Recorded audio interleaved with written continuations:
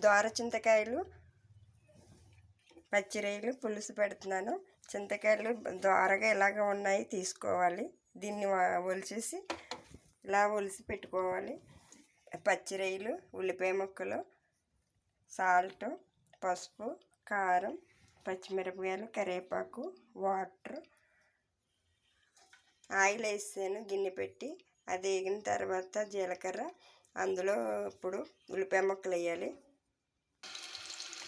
Oil బాగా కాగింది, జీలకర్ర కూడా వేగిపోయింది. ఉల్లిపాయలు వేస్తున్నాను.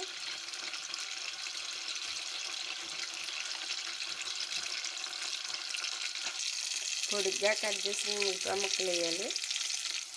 పచ్చిమిరపకాయలు కూడా వేసాను. ఉల్లిపాయలు బాగా వేగినాయి కదా, ఇప్పుడు పచ్చిరొయ్యలు వేస్తున్నాను. రొయ్యలు వేగిపోయినాయి. ఒక గరిటె కారం, కొద్దిగా పసుపు, సాల్ట్ సరిపడి అంత సాల్ట్ వేసుకోవాలి. ఉప్పు, కారం, పసుపు వేసాక ఒలిసి పెట్టుకున్నాం కదా చింతకాయలు, దోర చింతకాయలు, అవి పిక్క తీయక్కర్లేదు, అలాగే వేసేవాలి. పిక్క బయటికి రాదు, వగరగా కూడా ఉండదు, దోరగా ఉన్నాయి కదా. ఇవి కొంచెం వేగిన తర్వాత అప్పుడు వాటర్ పోయాలి.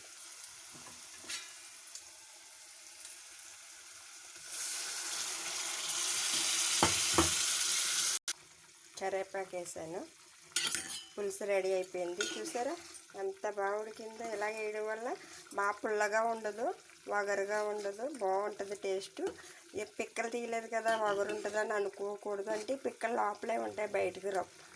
దోరకాయ కదా, అది ఒలిస్తే పేస్ట్ అయిపోద్ది. ఇలాగే వేసుకోవాలి. చాలా టేస్ట్ఫుల్గా ఉంటుంది. కూర కూడా చాలా సులువుగా వండేయచ్చు.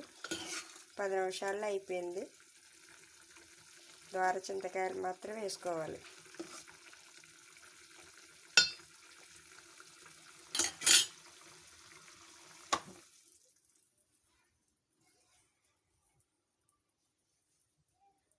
దోర చింతకాయ పచ్చిరొయ్యలు పులుసు రెడీ.